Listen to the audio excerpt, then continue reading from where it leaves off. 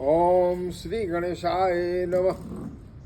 आज मौनी अमावस्या के पर्व पर प्रयागराज में त्रिवेणी स्नान महाकुंभ 29 जनवरी 2025 चल रहा है।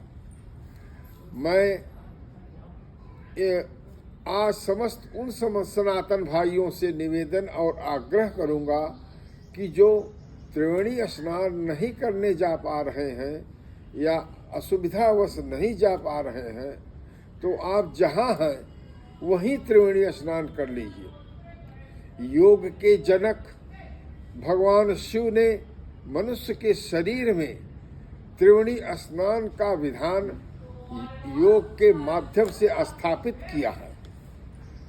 उन्होंने शरीर में भगवान शिव ने बताया है कि शरीर में मूलाधार, स्वाधिष्ठान, मणिपुर, अनाहत, विशुद्धि, आज्ञा, सहस्त्रार, ये 7 चक्र हैं और इन 7 चक्रों का में ही त्रिवेणी का स्नान भगवान शिव ने स्थापित किया है।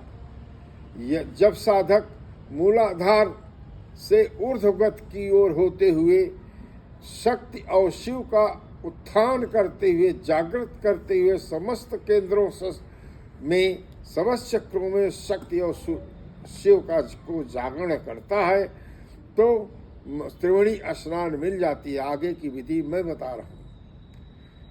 हर चक्र में हमारी रीढ़ की हड्डी के दाहिनी तरफ इंगला नाड़ी है जिसे गंगा नदी कहते हैं, और बाईं तरफ पिंगला नाड़ी है जिसे यमुना नदी कहते हैं।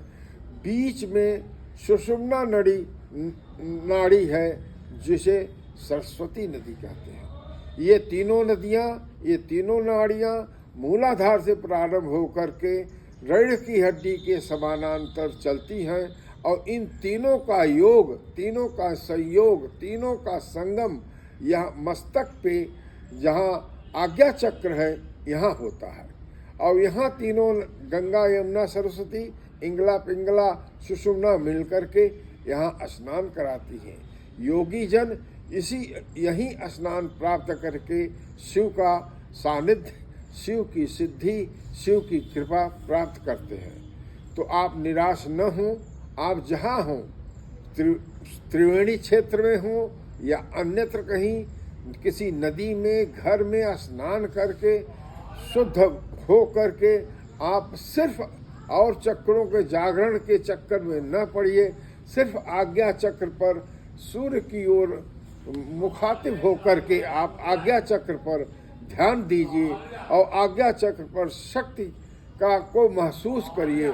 शिव की कृपा से यदि आपका ध्यान जितना जागृत होगा, जितना प्रगाढ़ होगा, जितना स्वच्छ होगा, निर्मल होगा, ध्यान पर आपकी भावना केंद्रित होगी, तो आपको स्पष्ट दिखलाई पड़ेगा त्रिवेणी का स्नान। गंगा, यमुना, सरस्वती, इंगला, पिंगला, सुषुम्ना नाड़ियों का संगम यहाँ मिलता है और आपको पूर्ण मौनी अमावस्या महाकुंभ का पुण्य प्राप्त होगा। आप इस तरह से शिव की कृपा से त्रिवेणी का स्नान प्राप्त कर सकते हैं। यह विज्ञान भगवान शिव ने जो दिया है, जिसे पातंजल आदि ऋषियों ने प्रतिस्थापित किया है मनुष्यों के कल्याण के लिए। आपका कल्याण हो, आपका कल्याण हो। अस्तु। हरि ओम तत्सत। ओम शिवाय नमः। ओम नमः।